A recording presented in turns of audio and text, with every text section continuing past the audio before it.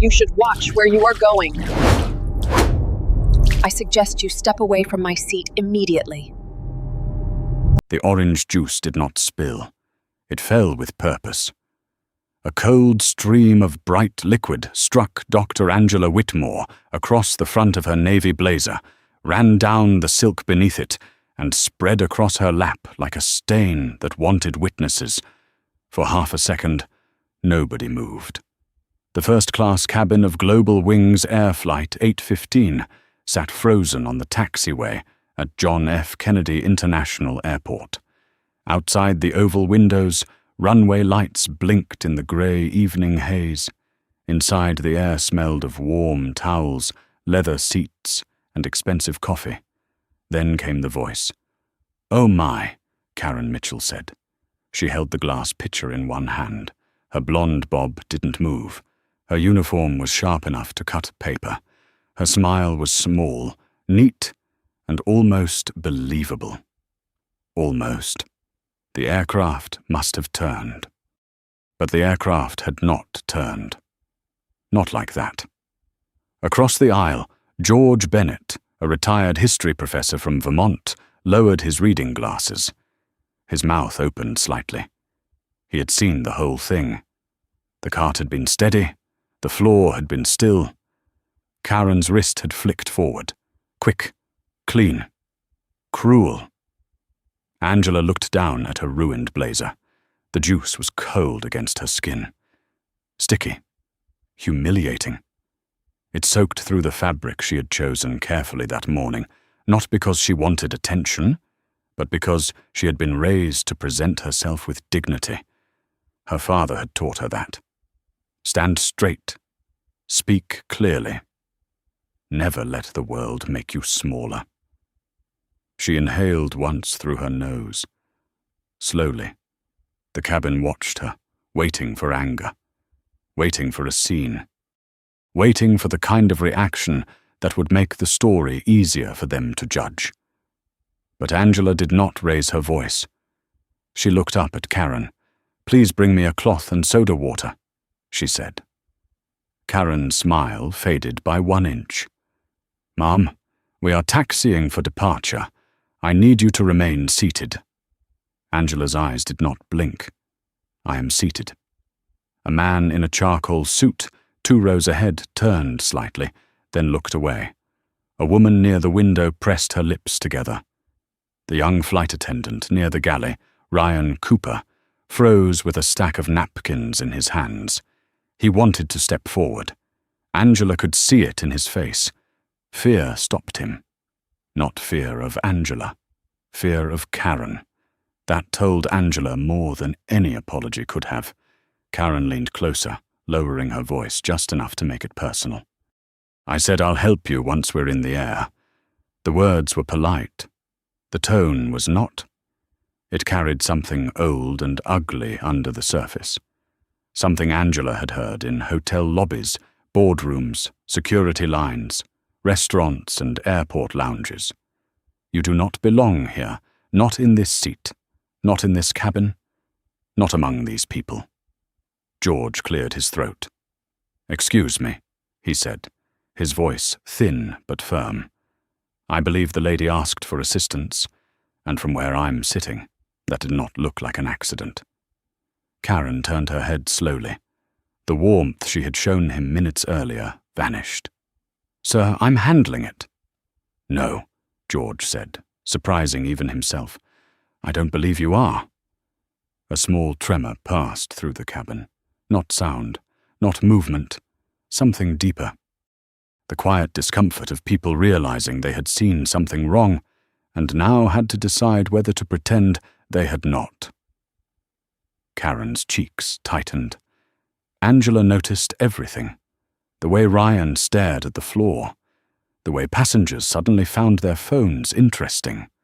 The way Karen stood over her, using the aisle like a stage and the uniform like a weapon. Angela had spent her life studying systems, machines, procedures, human behavior under pressure. She knew the difference between a mistake and a pattern. This was a pattern. Karen took one paper cocktail napkin from her apron and dropped it onto Angela's lap. Not handed. Dropped. "There," she said. The napkin landed on the wet fabric and began to dissolve. Angela looked at it, then at Karen. Something in her expression changed. Not anger, authority. Karen did not recognize it yet. That was her first mistake. "Get me the purser," Angela said. Karen gave a short laugh, a careless little sound. "Ma'am, the crew is preparing for takeoff. You need to fasten your seatbelt and calm down." Angela's voice lowered. "I am calm." The words settled into the cabin like a warning. Karen leaned in again. This time her smile was gone. "If you continue being difficult, I can report you to the captain. And if necessary, law enforcement can meet this aircraft when we land." The threat was supposed to end the matter. It had ended matters before. Angela could almost see the history behind it. Other passengers embarrassed into silence. Other complaints dismissed as attitude. Other people made to swallow disrespect because the person in uniform had the louder voice. But tonight, the wrong woman had been chosen. Angela reached slowly for the leather briefcase beneath the seat in front of her. Karen watched, impatient. George held his breath. Ryan stopped moving. The engines hummed beneath them. The plane rolled forward. And Angela Whitmore, still soaked in orange juice, opened the briefcase with two soft clicks that sounded louder than they should have. The briefcase did not look important. It was old black leather, polished at the corners, with a small scratch near the handle, the kind of bag a school principal might carry, or a lawyer, or a tired traveller who still believed in keeping papers in order. Karen saw only that. She saw the stain, the wet blazer, the calm face, the woman in seat 3A who had not screamed, not cursed, not begged. That bothered her. People were supposed to react when she pressed them. They were supposed to become loud, emotional, and easy to label. Difficult passenger, disruptive passenger, non-compliant passenger. Angela gave her nothing. Only silence. Only control. "Ma'am," Karen said. "Sharper now. You need to stop whatever you're doing and fasten your seatbelt." Angela did not look up. Her hands moved with quiet care. She opened one side pocket, then another. The small metal clasps clicked again. Ryan Cooper heard the sound from the galley and felt it in his chest. He had worked with Karen for 6 months. He knew that tone. He knew what came after it. A private warning, a bad report, a schedule change that punished you without ever saying why. He took one step forward, then stopped. Karen turned her head just enough to see him. That was all it took. Ryan froze. George Bennett saw it. The old professor had spent 40 years reading people across seminar tables and faculty meetings. He knew fear when he saw it. He also knew cowardice, and at that moment he felt the sting of his own. He should have stood sooner. He should have spoken louder. Angela finally looked at Ryan. Not with blame, not with disappointment, with understanding. That look nearly broke him. Karen mistook it for weakness. "Captain Parker will not tolerate this," she said. "Neither will Port Authority Police. Once this aircraft returns to the gate, you may be removed." Angela removed a small black wallet from the briefcase and rested it in her palm. She still did not open it. "Not yet." "You have made several statements," Angela said, her voice low enough that people leaned in to hear. "You have claimed there was turbulence when there was none. You have refused to provide basic cleanup assistance after causing a spill. You have threatened law enforcement before attempting to resolve the issue. And you have done all of this while the aircraft is moving." Karen blinked. For the first time, she looked uncertain. Only for a second. Then pride rushed in to save her. "I am responsible for cabin safety." Angela nodded once. "Yes." You are. The words were not praise. They were a measurement. Karen felt it, but did not understand it. The aircraft slowed slightly as it approached another taxiway. The engines hummed lower. Somewhere behind them, a baby gave a small cry and was quickly soothed. A businessman whispered into his phone that something was happening up front. A woman in the second row clutched her pearls and stared at Angela as if waiting for a scandal. Angela saw all of it. She saw how quickly people turned pain into entertainment when it did not belong to them. That, too, was a kind of failure. Karen stepped closer. "You need to listen carefully," she said. "On an aircraft, my instructions are not suggestions." Angela's thumb rested on the edge of the wallet. Correct. The calmness made Karen angry. Her nostrils flared. Her voice dropped into something harder. "Then follow them." George shifted in his seat. "Miss Mitchell," he said, "you are making this worse." Karen snapped toward him. "Sir, with respect, this is not your concern." His hands trembled, but his voice steadied. When a person is humiliated in public, it becomes everyone's concern. The sentence moved through the cabin like a quiet bell. A few passengers looked down. Ryan swallowed hard. Angela's expression softened for one breath. There was something healing in a stranger choosing decency, even late. Especially late. She had learned long ago not to expect rescue, but she had also learned to honor courage when it appeared. Karen did not. She raised the interphone from the galley wall and pressed the call button with a hard jab. "Captain Parker," she said, when the line opened. "This is Karen in the forward cabin. The passenger in 3A is refusing crew instructions. She is escalating. I recommend we return to the gate before takeoff." She paused, listening. Then her eyes slid to Angela. "Yes, Captain. I understand." She hung up slowly. Now she smiled again. Not big, not kind, victorious. "The captain has authorized me to give you one final instruction," Karen said. "Fasten your seatbelt now, or this aircraft will return to the gate and police will remove you." The cabin went still. That was the moment Karen wanted. A public defeat, a lesson, a reminder of who held power. Angela stood, not quickly, not dramatically, just stood. The stained blazer pulled against her shoulders. Orange juice dripped once from the hem and struck the carpet. Karen's eyes widened. "Sit down." Angela opened the wallet. The badge caught the cabin light. Gold. Federal. Unmistakable. Ryan's face drained. George exhaled like a man who had been holding his breath for years. Karen stared at the words. Her mouth moved, but nothing came out. Angela held the credential steady. "My name is Dr. Angela Whitmore," she said. "Federal Aviation Administration. Aviation Safety Inspector." The engines kept humming. The runway waited. And every ounce of false authority in Karen Mitchell's face disappeared. Karen Mitchell did not step back at first. Her body stayed where it was, locked in the aisle. But her face betrayed her. The color left her cheeks in slow stages, like someone had dimmed the cabin lights behind her skin. She read the badge again. Federal Aviation Administration, Aviation Safety Inspector, Dr. Angela Whitmore. The words were not loud.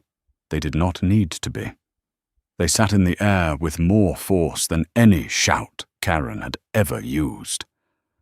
"I don't understand," Karen whispered. Angela closed the wallet with a soft snap. That has been clear for several minutes. A few passengers drew in sharp breaths, not because Angela sounded cruel. She did not. She sounded exact. That was worse. Ryan Cooper stood near the galley with both hands pressed against the service counter. His face had gone pale. He was not thinking about the flight anymore. He was thinking about every time he had looked away, when Karen bullied a passenger. Every time he had told himself it was not his place. Every time silence had felt safer than honesty. George Bennett sat straighter in his seat. For the first time since the spill, Karen looked small. But fear does strange things to pride. It does not always kill it. Sometimes it makes it desperate. "Dr. Whitmore," Karen said, forcing the title out as if it burned her tongue. "I think there has been a misunderstanding. I was following safety procedures." Angela looked down at her soaked blazer. "Were you?" Karen swallowed. "The aircraft was moving." "Yes." "And passengers must remain seated." "Yes."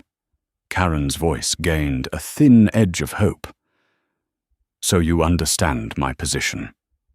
Angela took one step into the aisle, not toward Karen, toward the front of the aircraft.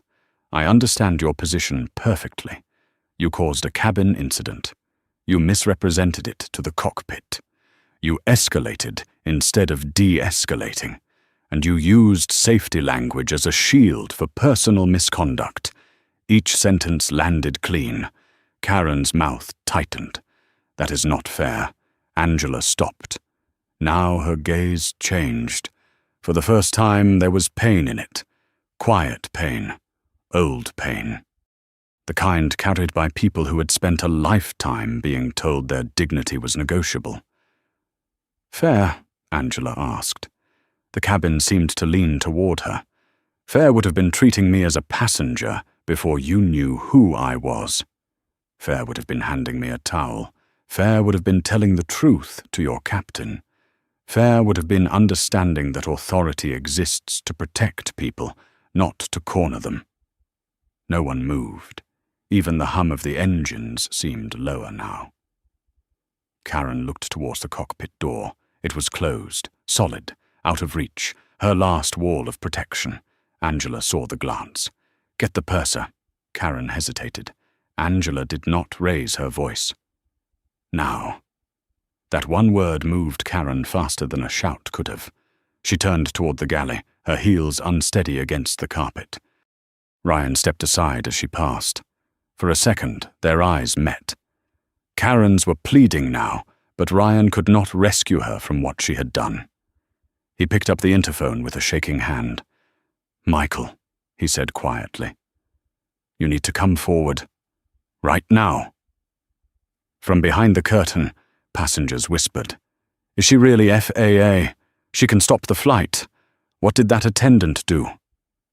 George turned to the woman beside him, who had been staring without speaking. "She did what too many people refuse to do," he said. She stayed calm and told the truth. The woman looked ashamed. She gave a small nod. At the front of the cabin, Michael Harris pushed through the curtain with quick, controlled steps. He was in his mid-40s, neat uniform, silver nameplate, the tired eyes of a man who had managed too many difficult flights and too many difficult people. He took in the scene at once. The stain, the badge in Angela's hand, Karen standing rigid beside the galley, Ryan looking like he might be sick. Michael's voice dropped. "Dr. Whitmore?" Angela held up the credential again. "Just long enough. I need Captain Parker informed that an FAA safety inspector is requesting immediate communication before takeoff." Michael's face tightened. He understood what Karen had not. This was no longer customer service. This was operational. "Of course," he said. Karen grabbed his sleeve. "Michael, please. It was a spill. She's making this into something it isn't." Michael looked at her hand on his sleeve until she removed it. Then he looked at Angela. "Was anyone injured?" "Not physically," Angela said. The answer hit harder than expected. Ryan lowered his eyes. Michael heard the meaning. So did George. So did several passengers close enough to listen. Not physically. There were injuries that did not bruise the skin. Humiliation. Fear. The slow wearing down of a person's place in the world. Angela had no intention of pretending those wounds were imaginary. Michael picked up the interphone. "Captain Parker," he said, keeping his voice steady. "This is Michael Harris. We have an FAA aviation safety inspector in first class requesting immediate contact before departure." A pause. Then the captain's voice came through, faint but sharp. "Say again." Michael closed his eyes for half a second. "FAA inspector on board. She is requesting contact now." Another pause. Longer. The aircraft continued to roll. Angela looked out the window. The runway lights were closer now. Too close. Then Captain Parker's voice returned. "Have her remain seated. We are number 2 for departure." Angela stepped toward the cockpit door. Michael raised a hand. "Careful, respectful. Dr. Whitmore, sterile cockpit rules are in effect." Angela looked at him. "I know the rule, Mr. Harris. I also know when the rule is being used correctly." She turned to the cockpit door and knocked. Once. "Sharp," Karen whispered. "Please don't." Angela knocked again. Harder. The cabin held its breath. Behind that door, Captain James Parker finally understood that the problem in first class was not going away. It was coming for him. Captain Parker didn't open the door right away. Inside the cockpit, the air had changed. A moment earlier, it had been routine, checklist rhythm, radio chatter. The low glow of screens. The first officer, Nathan Brooks, had been watching the taxiway lights slide past the windshield, his hand resting near the thrust levers. Now he looked at the closed cockpit door as if something heavy stood behind it. Because something did. Not a threat. A consequence. Captain Parker held the interphone in one hand. His jaw tightened. He had flown through thunderstorms over Denver, crosswinds in Boston, and long winter approaches into Chicago. He had handled medical diversions, angry passengers, and mechanical warnings that made younger pilots sweat. But an FAA inspector at his cockpit door during taxi was different. That was not turbulence. That was judgment.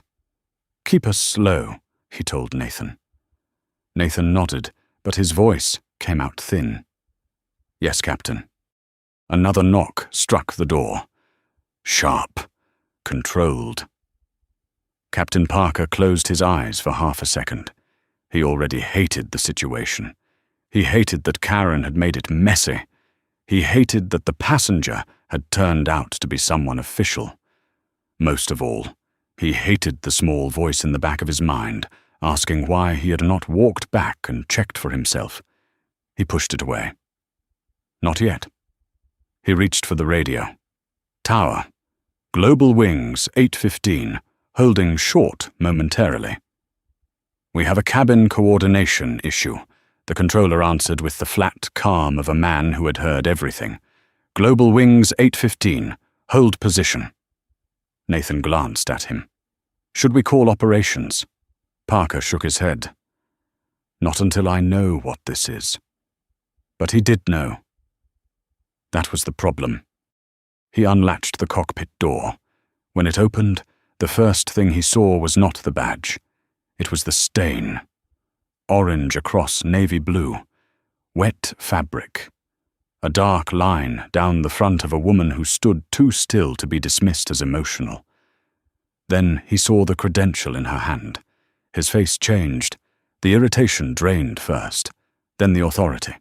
Then the easy confidence of a senior captain who believed his word could close any matter on his aircraft. "Captain James Parker?" Angela asked. Her voice was even. "Yes. I am Dr. Angela Whitmore, Federal Aviation Administration, Aviation Safety Inspector." Parker looked at the badge, then at her face, then past her at Karen Mitchell, who stood near the galley with her lips parted and her hands locked together. That told him more than any report. Angela did not step into the cockpit without permission. She knew the boundaries. She respected procedure. That made her presence even more serious. Dr. Whitmore, Parker said carefully, we are in an active taxi phase. I am aware. We need to keep communication limited. You should have considered that before allowing a cabin dispute to reach this point. The words hit him in front of his own crew. Nathan looked down at the panel. Michael Harris, the purser, stood behind Angela with his shoulders rigid. Ryan Cooper hovered farther back, pale and silent. Passengers leaned into the aisle, trying not to look like they were listening. Everyone was listening. Parker lowered his voice. Perhaps we can discuss this after takeoff. Angela's eyes hardened. No, one word. Clean. Final.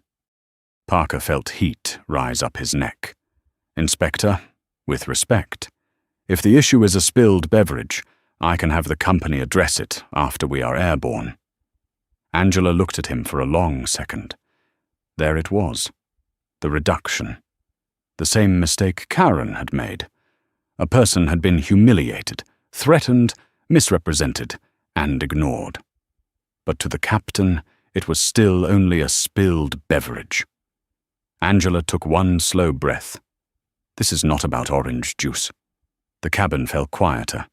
This is about judgment, crew discipline, truthful reporting, de-escalation, and whether the people responsible for passenger safety can be trusted to act without prejudice when pressure rises. Parker's mouth tightened. Karen has been with this airline for more than 20 years. And that was enough for you? He did not answer. Angela continued. She told you I was disruptive. Yes. Did you speak to me? No. Did you ask the purser to verify? Parker glanced at Michael. No. Did you ask whether there were witnesses? No. Did you threaten removal by police based entirely on her version of events? His silence answered. Angela nodded once, as if entering a final mark on an inspection form. Behind her, Karen whispered, Captain, I was trying to protect the flight. Angela turned slightly. No, Miss Mitchell, you were trying to protect yourself. Karen flinched. The truth had no volume, but it had weight. George Bennett rose carefully from his seat, one hand on the armrest. Captain, he said, voice trembling but clear. I saw what happened. The aircraft didn't lurch. The spill was not accidental. Parker looked at him. George swallowed. And when she asked for help, your flight attendant treated her like a problem instead of a person.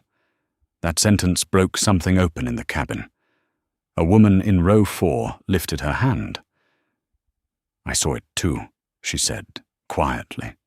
The attendant was rude before the spill. The businessman in row 2 shifted, embarrassed. She was colder to Dr. Whitmore than to the rest of us, he admitted. I noticed. I just did not say anything. Angela looked at him. Not with anger, with sadness. That was the hardest part for him. Parker looked from one passenger to another. The situation was no longer Karen's word against Angela's. It was a pattern with witnesses. Angela faced him again. Captain Parker, you have a compromised cabin crew member, a purser who was not informed, a junior attendant afraid to speak, and a cockpit that accepted an unverified report during a critical phase of operation. Parker's hand tightened on the doorframe. Angela's voice lowered. I am not confident this crew is fit to continue this flight. The words landed like a brake, slamming through the aircraft. Karen covered her mouth. Nathan went still. Michael closed his eyes. Captain Parker stared at Angela, and for the first time that evening, he understood the true size of the mistake. The plane was not going to London. Not tonight. Captain Parker did not argue at first. He only looked past Angela, through the open cockpit door, toward the forward cabin he had trusted without seeing. The passengers were silent now. Not relaxed silence. Not polite silence. This was the kind of silence that comes after truth has entered a room and nobody can push it back out. Karen stood near the galley with one hand against the wall. Her fingers pressed so hard into the panel that her knuckles had turned white. Ryan would not look at her. Michael kept his eyes on the floor. George Bennett remained standing beside his seat, frail but steady, like a man who had found his courage too late and refused to lose it again. Angela did not move. Her blazer was still wet. Her blouse still clung to her skin. But somehow she looked less like the victim of an insult and more like the only person on that aircraft who understood what safety truly meant. Parker cleared his throat. "Inspector, grounding an aircraft is a serious action." Angela's eyes stayed on him. "So is departing with a crew that cannot be trusted." His jaw flexed. "There are over 200 passengers on board. Connections, medical needs, families waiting in London. I know. If we return to the gate, this becomes a major disruption." Angela stepped closer, just enough for her voice to remain low. "Captain, listen to yourself." The words stopped him. "You are weighing inconvenience against integrity. That is exactly how small failures become disasters." Nathan Brooks sat frozen behind the controls. He had heard safety lectures for years. He had repeated phrases about crew resource management in training rooms with bad coffee and fluorescent lights. But now those phrases had a face, a wet blazer, a calm voice, a cabin full of people who had watched leadership fail in real time. Parker looked away first. Angela continued. "A flight attendant is not just a server. She is part of the safety system. A captain is not just a pilot. He is the last line of judgment before this aircraft leaves the ground." Tonight, both lines failed. Karen made a sound from behind her. A small, wounded breath. "That is not fair," she whispered. Angela turned to her. "Fairness is not what you ask for after denying it to someone else." Karen's face crumpled, then hardened again.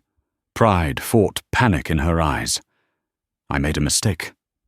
"No," George said quietly. Everyone turned toward him. He gripped the seat back in front of him. "A mistake is when your hand slips.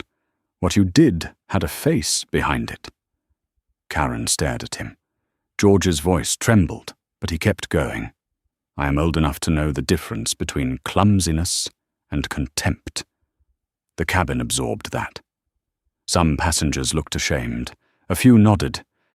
One woman wiped under her eye with the edge of her sleeve, not because she had been harmed, but because she recognized harm when someone finally named it. Angela looked at George with gratitude, but only for a moment. Duty pulled her back. She faced Parker again. "Captain, return this aircraft to the gate." Parker breathed in slowly. The command had arrived. Not a suggestion, not a complaint, a lawful direction from the authority standing before him. Still, a part of him resisted. Not because he thought she was wrong, because admitting she was right meant accepting that he had failed before the aircraft ever left New York. His hand moved toward the radio, then stopped. Angela watched the hesitation. "Captain Parker," he looked at her. "You still have one decision left that can show who you are." That landed differently, not as punishment, as a door. Parker swallowed, his shoulders lowered, almost imperceptibly. He turned back into the cockpit. "Nathan," he said. His voice was rough now. "Advise tower we are returning to the gate." Nathan blinked, then nodded.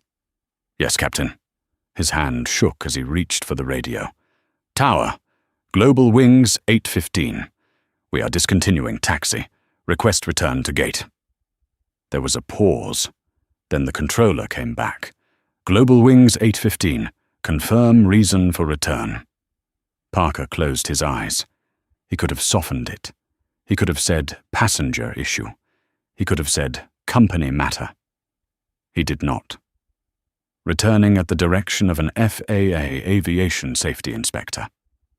The cabin did not hear the controller's response clearly, but they felt the aircraft slow. They felt the turn, a heavy, deliberate arc across the taxiway, away from the runway, away from London, toward accountability. Karen sat down hard on the jump seat. The sound of the folding seat snapping under her weight cut through the cabin. She stared at nothing. For 22 years, she had believed seniority was armor. She had believed her uniform gave her the right to decide who deserved dignity. Now the aircraft was turning around because of the woman she had tried to humiliate. Ryan stood near the galley, breathing fast. Angela noticed. "Mr. Cooper," she said. He looked up, startled. "Yes, ma'am. Bring me a clean towel, please." For one terrible second, he looked toward Karen out of habit. Then he stopped himself. He opened the drawer, took out a folded white towel, and walked it to Angela with both hands. "I'm sorry," he said, his voice barely holding. Angela accepted it. "Thank you." Those two words nearly undid him, because she could have blamed him. She could have crushed him with the same authority now surrounding her. Instead, she gave him the one thing Karen had withheld from her: respect. The plane rolled back toward the terminal in a silence broken only by the soft rattle of wheels beneath the floor. Angela pressed the towel against her blazer. Her hands were steady. But inside, beneath all the discipline, beneath the law and the badge and the training, she felt the ache of what had happened. Not the juice, the assumption, the casual decision that her dignity was optional. She looked out the window at the terminal lights growing larger. Tonight would be long. Reports, interviews, questions, consequences. But for now, one thing was clear. This aircraft had been stopped before a deeper failure could rise into the sky. The return to the gate felt longer than the taxi out. No one spoke above a whisper. The aircraft moved slowly, almost heavily, as if the machine itself understood it was carrying more than passengers now. It carried shame, fear, witnesses, consequences. Angela stood near the forward cabin with the towel pressed against her blazer. The fabric was still damp. The orange stain had spread into a dark, uneven mark across her front. She could feel the cold against her skin, but she did not shiver. Karen did. She sat on the jump seat with her hands clasped in her lap, staring at the floor. Her lips moved once, as if she were rehearsing an apology that would save her. But each version died before sound came out. Ryan stood beside the galley drawer, still as a statue. He kept seeing Angela's face when she said thank you. Not angry, not bitter, human. That made his guilt worse. Michael Harris moved through the forward aisle with controlled steps, checking that passengers remained seated. He bent near George Bennett. "Sir, please sit down until we're parked." George eased himself back into his seat. "Of course." Michael paused. Then, in a voice low enough for only George to hear, he said, "Thank you for speaking up." George looked at him. His eyes were wet, but steady. "I should have done it sooner." Michael had no answer for that, because he felt the same thing. At the front, Captain Parker's voice finally came over the speaker. It sounded different now. Not polished, not commanding. Tired. "Ladies and gentlemen, this is Captain Parker. We are returning to the gate due to a safety and crew coordination matter. Please remain seated with your seatbelts fastened. Our ground team will provide further instructions once we arrive. I apologize for the disruption." The speaker clicked off. For a moment, the cabin held the words, safety and crew coordination, not weather, not mechanical, not passenger behavior. People understood more than he had said. A woman in row 4 leaned toward her husband. "He didn't blame her," she whispered. Her husband looked toward Angela, and nodded slowly. No, he didn't. That small honesty mattered. Not enough to fix everything, but enough to begin. Outside, the terminal grew larger. Jet bridges, service vehicles, workers in reflective vests. The ordinary world waited with its bright lights and hard floors, unaware that inside this aircraft an invisible line had been crossed and then forced back into place. Angela looked through the window and saw her own reflection over the glass. A woman in her 50s, tired eyes, stained clothes, a badge in one hand and a towel in the other. For one brief second, she was not the inspector. She was a daughter who would miss her father's birthday dinner. She had packed his favorite coffee in her briefcase. She had planned to arrive in London with enough time to change, hug him, and listen to him tell the same old stories about Alabama, the army, and the day he met her mother. Now she would not. That hurt. But duty often took something before it gave anything back. Karen looked up and saw Angela watching the terminal. Something in Karen broke open. Not enough for full remorse. Not yet. But enough to understand that the woman she had tried to reduce had a life beyond that seat. A father. A destination. A reason for traveling that had nothing to do with proving she belonged. Karen's voice came out rough. "Dr. Whitmore." Angela turned. Karen stood slowly. Michael took one step forward, ready to stop her if needed. Karen saw it and flinched. She swallowed. "I am sorry." The words fell weakly. Too late, too small. Angela looked at her for a long moment. "Are you sorry for what you did?" she asked, "or for who I turned out to be?" Karen's face tightened. Her eyes filled, but Angela did not soften the question. Some questions had to be answered honestly, or not at all. Karen opened her mouth. Nothing came. Angela nodded once. "That is what this investigation will determine."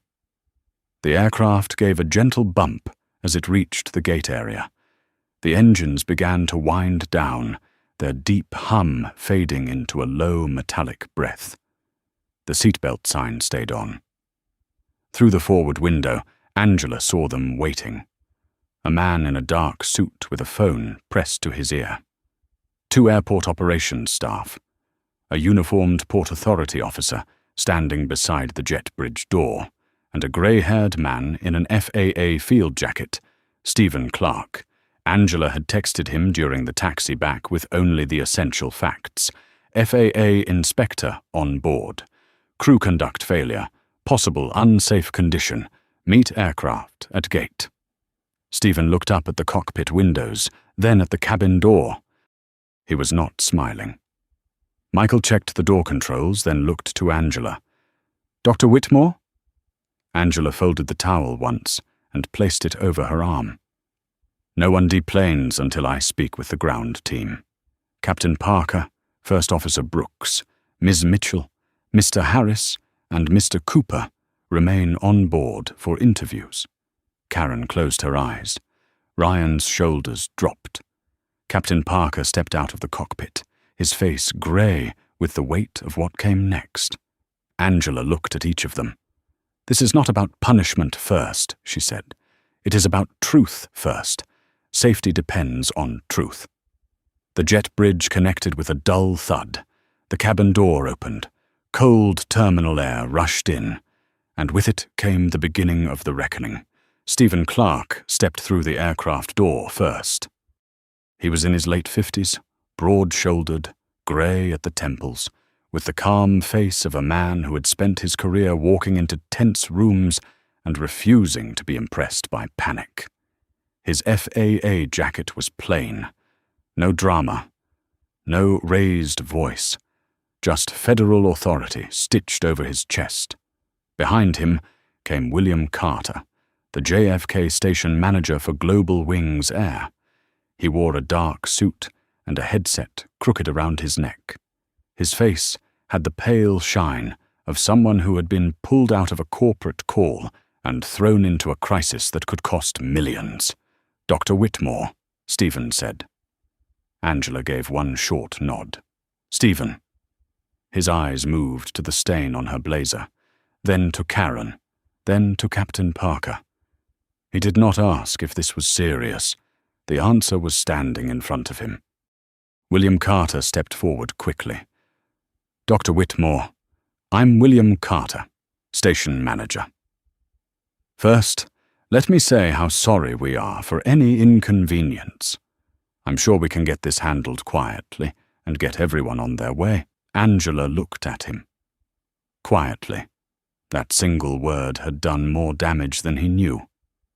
"Mr. Carter," she said, "this aircraft has been returned to the gate under FAA authority due to a safety concern. This is not a customer service complaint." William's expression flickered. "Of course. I didn't mean to minimize it. But you did." The cabin heard it. William's mouth closed. Angela turned to Stephen. "I want the crew separated for individual statements. No phones, no discussion among them until interviews are complete. Secure the cockpit voice recorder data according to procedure. Pull the maintenance log for this aircraft and the previous inbound flight. I also want passenger witness statements from the first 4 rows before they leave the terminal." Stephen nodded once. "Done." Karen made a small sound behind them. William looked past Angela at her. "Karen, don't say anything right now." That was the first intelligent thing he had said. Karen lowered her eyes. Captain Parker stood just outside the cockpit door, his cap in one hand. Without it, he looked older, smaller. Not weak, but exposed. The kind of man who had been trusted for so long that he had forgotten trust was something to be renewed every day. Stephen faced him. "Captain, you and First Officer Brooks will remain on board until we begin interviews." Parker nodded. "Yes, sir. No argument." That mattered. Michael Harris stood near the galley, his face tight with shame. Ryan Cooper hovered beside him, almost trembling. Angela noticed the young man's hands. "Mr. Cooper," she said. He straightened. "Yes, ma'am. You will give your statement separately. Tell the truth. Not what protects you.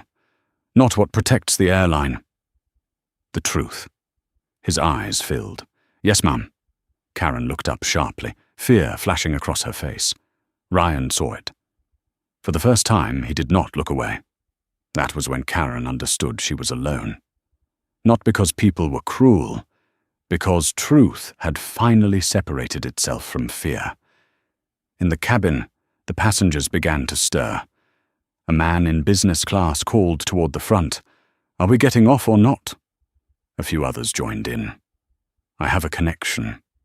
My wife is waiting in London." "This is ridiculous." The frustration was real. Angela did not dismiss it. People had lives beyond this aircraft. Weddings, funerals, appointments, fears. The harm of delay mattered too. She turned toward them. "Ladies and gentlemen," she said, her voice carrying without strain. "My name is Dr. Angela Whitmore. I am with the Federal Aviation Administration. This flight has been returned to the gate because of a safety and crew conduct concern that must be addressed before this aircraft can operate." Murmurs rose. She lifted one hand, not to silence them by force, but to ask for enough respect to continue. "I understand this has disrupted your travel. I know many of you have people waiting for you. Global Wings Air is responsible for assisting you tonight with rebooking, meals, and accommodations where needed. But no schedule is more important than safety. No departure time is worth placing passengers under the care of a crew whose judgment has been compromised." The cabin quieted. Her words were not dramatic. They were adult, clear, hard to argue with. George Bennett stood again, slowly. "My statement is available whenever you need it," he said. Angela looked at him. "Thank you, Mr. Bennett." A woman in row 4 raised her hand. I'll give 1 too. Then the businessman in row 2. So will I. One by one, witnesses became people again, not spectators, not silent faces behind seatbelts, citizens, adults, human beings willing to say what they saw. Ryan watched them and felt something loosen in his chest. Maybe this was how fear ended. Not all at once, not with a speech, but with one person telling the truth. Then another. Then another. William Carter stepped close to Angela, lowering his voice. Dr. Whitmore, corporate is already calling. They'll want to speak with you. They can speak with the FAA after the initial safety assessment. They're going to ask whether grounding is necessary. Angela turned to him fully. It already happened. The words were quiet, final. Outside the aircraft, airport workers gathered near the jet bridge windows. Phones came out, radios crackled. A supervisor waved people back. The story was already spreading, as stories do in airports, faster than luggage and harder to contain. Stephen Clark leaned toward Angela. We'll use the conference rooms near gate C-34. Angela nodded. Start with Ms. Mitchell. Karen's knees seemed to weaken. Dr. Whitmore? She whispered. Angela looked at her, not with hatred, but with the stern mercy of someone who still believed accountability could teach what comfort never had. Ms. Mitchell, you will have every opportunity to tell the truth. Karen's lips trembled. This time she did not apologize. She only nodded. And that was the first honest thing she had done all night. Karen Mitchell sat alone in the small conference room with a paper cup of water in front of her and no idea what to do with her hands. The room had beige walls, a long table, and a window facing the terminal ramp. Outside, baggage carts moved under white floodlights. Aircraft tails stood in rows like silent witnesses. Everything looked normal out there. That made it worse. Inside, nothing was normal. Karen's phone had been placed in a sealed evidence envelope. Her crew badge lay on the table beside it. She kept glancing at it, as if the badge might speak up and defend her.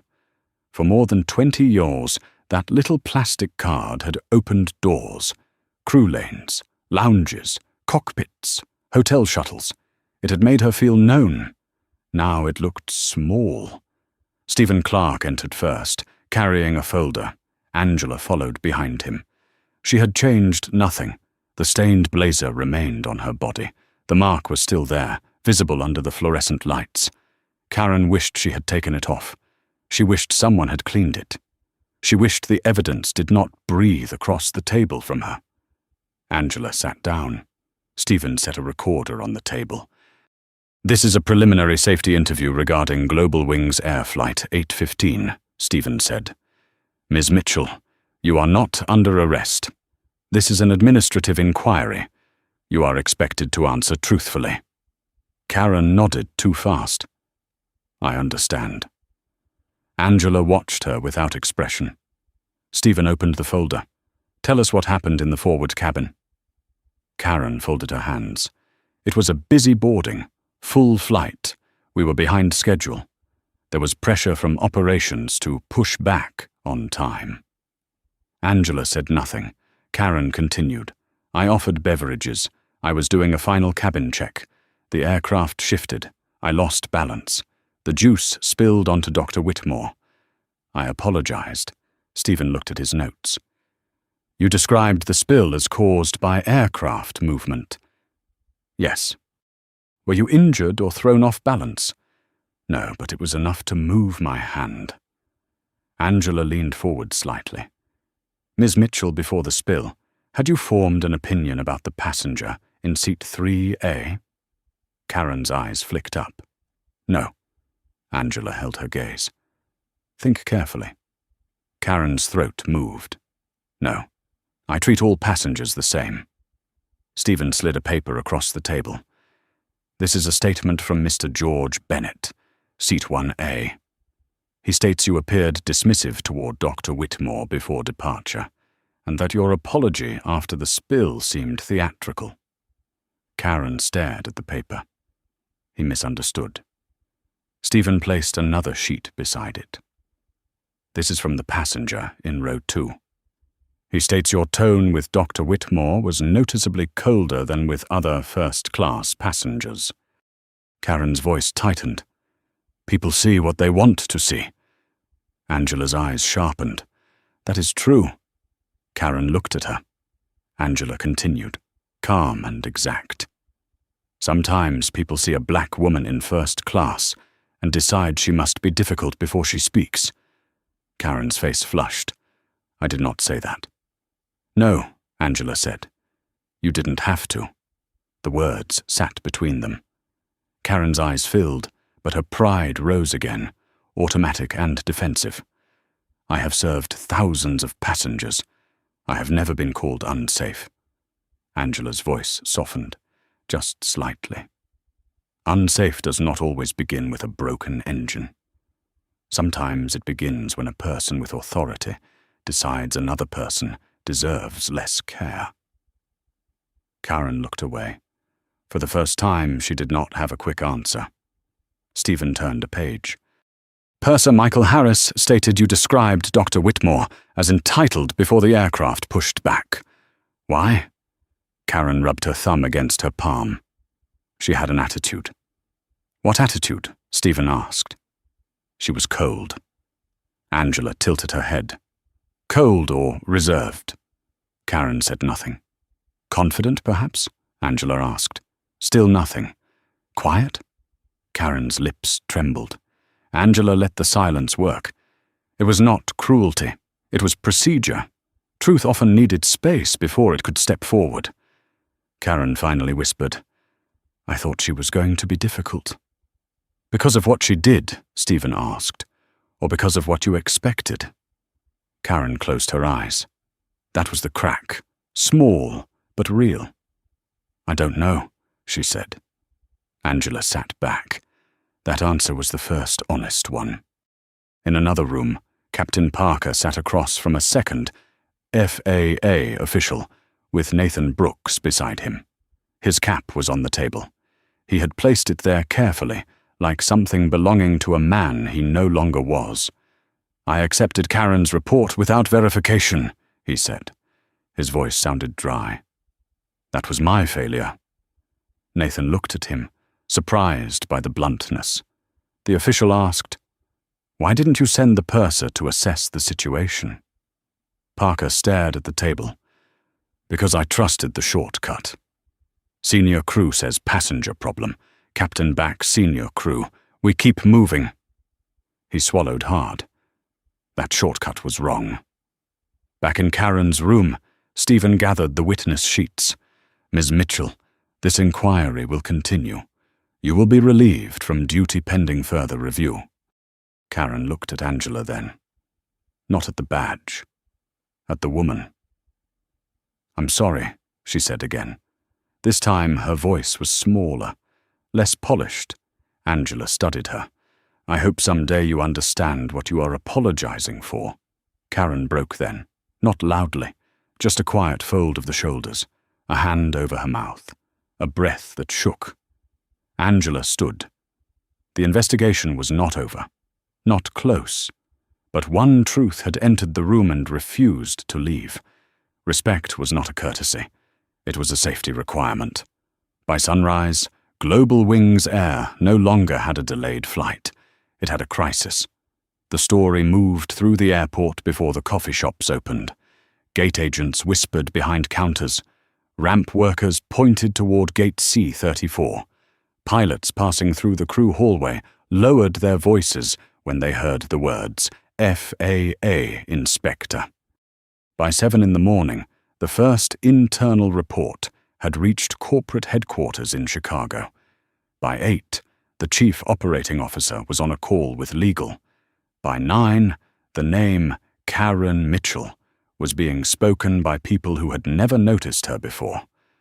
William Carter sat in his office with the blinds half closed and both hands pressed against his desk. His tie was loose, His coffee had gone cold. On his monitor, the operations dashboard still showed Flight 815 in red. Cancelled. He hated that word. Cancelled flights cost money. Hotels, meal vouchers, crew legality issues, missed connections, angry passengers, social media complaints. But this was worse than money. This was federal. A knock came at the door. Stephen Clark entered without waiting long enough to be invited. Angela followed him, carrying a folder and wearing a clean airline-issued cardigan over her stained blouse. Someone had offered her a replacement shirt. She had declined for the interviews. Evidence did not need comfort. William stood. Dr. Whitmore, Mr. Clark. Stephen placed several documents on the desk. We pulled the maintenance records. William looked at them, then away. Angela noticed. You knew. William's face tightened. I know a lot of things pass through this station. That is not an answer. He rubbed his forehead. The overhead bin latch was deferred properly, and the frayed seatbelt at 3A. He paused. It was noted 2 days ago. Angela's eyes stayed steady. Why was it still in service? William exhaled. Because it was categorized as low priority. Stephen leaned forward. Low priority does not mean invisible. William said nothing. Angela opened the folder. There are also passenger complaints involving Miss Mitchell. 5 in the last 18 months. 3 reference dismissive treatment. 2 mention race directly. William looked toward the window. Outside, passengers moved through the terminal with bags and paper cups, trusting the system around them. Trusting people like him. Angela's voice lowered. Why were these complaints closed without review? William's mouth moved once before he answered. She was senior. She had strong service numbers.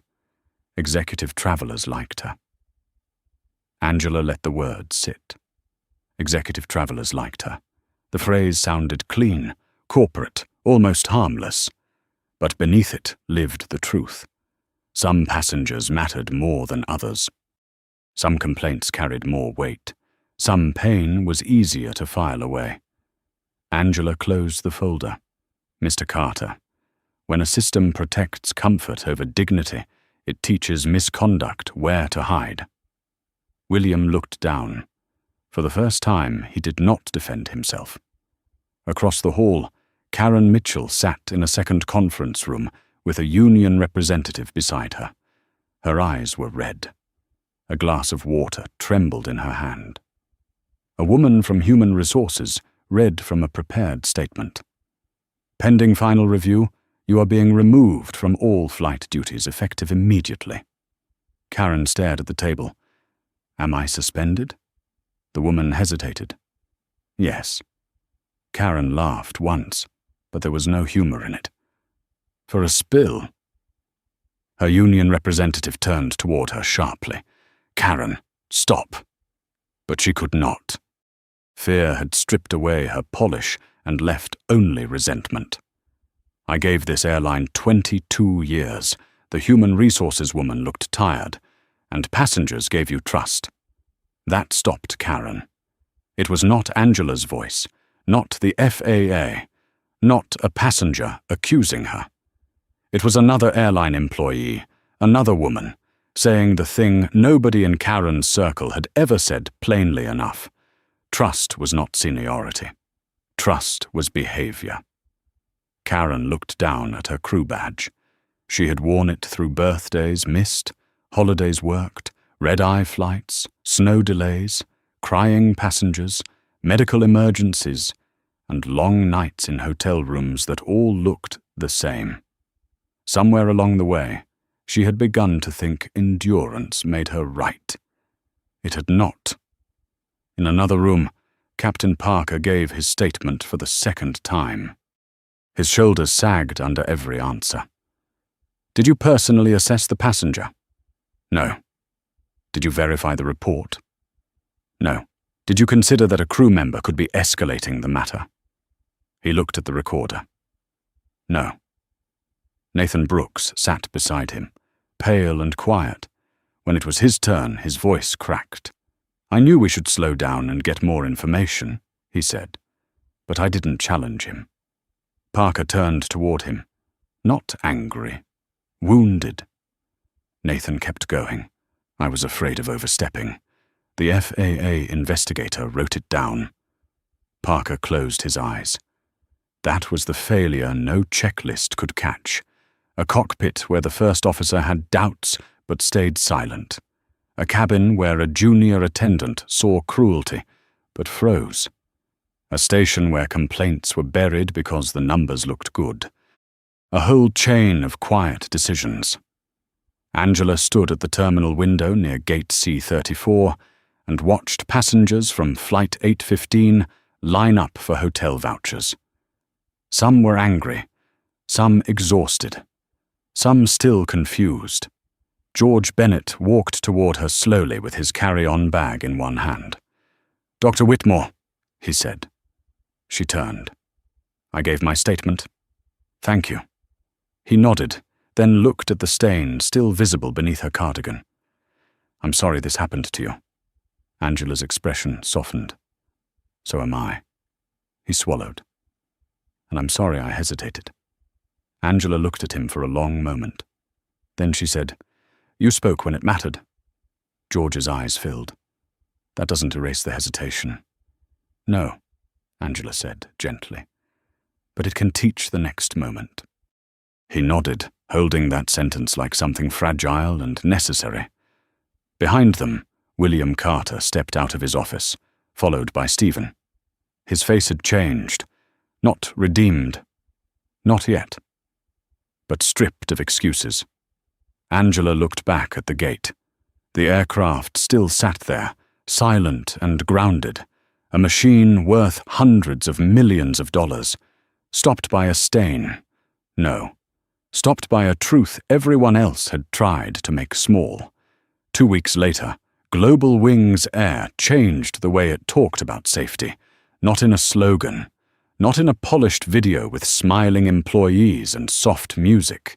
It changed because the FAA audit left no room for comfortable language. The report did not blame one glass of orange juice.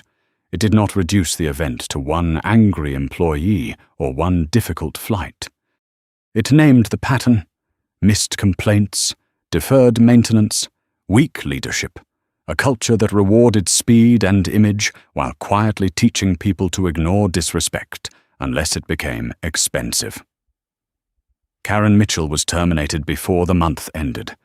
The email was brief, cold, final. She sat at her kitchen table in Queens and read it 3 times while morning light moved across the floor. Her uniform hung on the back of a chair. Pressed. Ready. Useless. For the first time in years, no one was waiting for her at an aircraft door. No junior attendant was afraid of her. No passenger had to wonder which version of her they would get. Only silence waited, and the silence did not flatter her.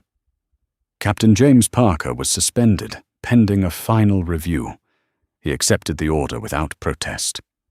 On his last day before leave, he stood in a training room and faced a group of younger pilots. He had not been asked to speak. He did it anyway. "I thought experience protected me," he said. The room went still. It did not. Experience became dangerous the moment I used it as an excuse not to listen. Nathan Brooks sat in the back row, hands folded tightly. When Parker looked at him, there was no anger between them anymore. Only the hard mercy of truth. I ignored the doubt of my first officer. I trusted rank over facts. I treated a passenger concern like a delay problem. That was wrong. No one moved. Parker's voice lowered. A captain's authority is not proven by how quickly he takes control. It is proven by how carefully he seeks the truth. In another part of the company, Ryan Cooper returned to flying after giving his full statement. He was still nervous, still young, but something had changed. On his first flight back, A senior attendant snapped at an elderly passenger who moved too slowly in the aisle. Ryan felt the old fear rise in his chest. Then he saw Angela's face in his memory. Calm, stained, unbroken. He stepped forward. "Let's give her a moment," he said. The senior attendant looked at him, surprised.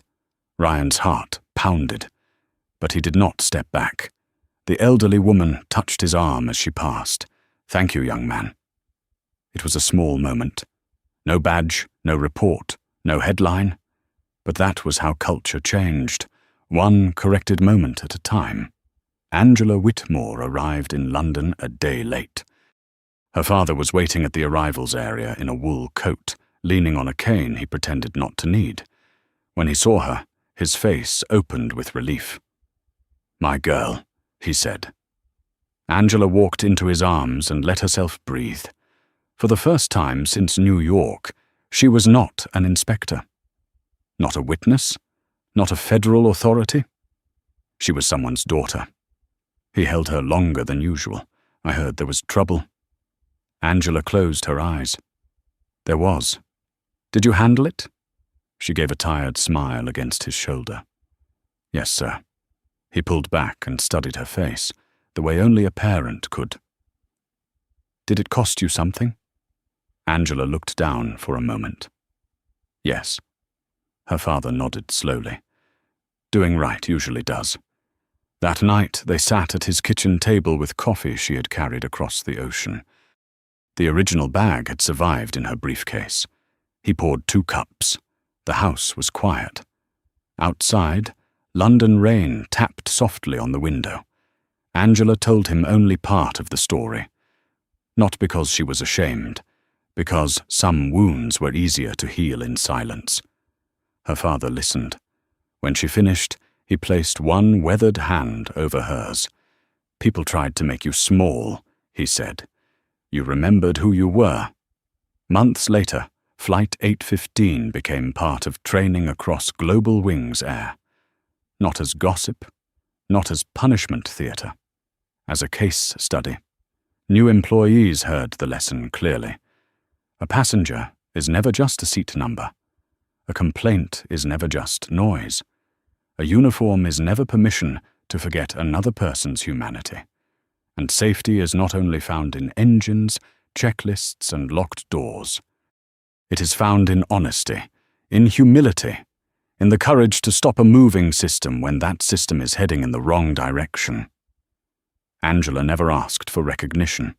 She returned to inspections, airports, hangars, and aircraft cabins. Sometimes crews recognized her, most did not. That was fine with her. Power had never been the point. Duty was. On a clear morning in Chicago, she boarded another flight. The cabin was calm. The crew greeted passengers with steady eyes and patient voices. An older man struggled with his bag, and a flight attendant helped him without making him feel embarrassed. Angela noticed. She always noticed. She settled into her seat and looked out at the runway. A plane lifted into the sky ahead of them, silver against the sun. For a moment, she thought about the orange stain, the silent cabin, the knock on the cockpit door, and the truth that had forced a giant aircraft to turn around. Then she breathed in. Slowly. The world hadn't become perfect. But it had been corrected in one place. And sometimes that is how justice begins. Not with revenge, not with noise, but with one person refusing to let disrespect take off. If this story reminded you that dignity matters at every altitude, please like this video, subscribe for more meaningful stories, and comment, "Never stay silent."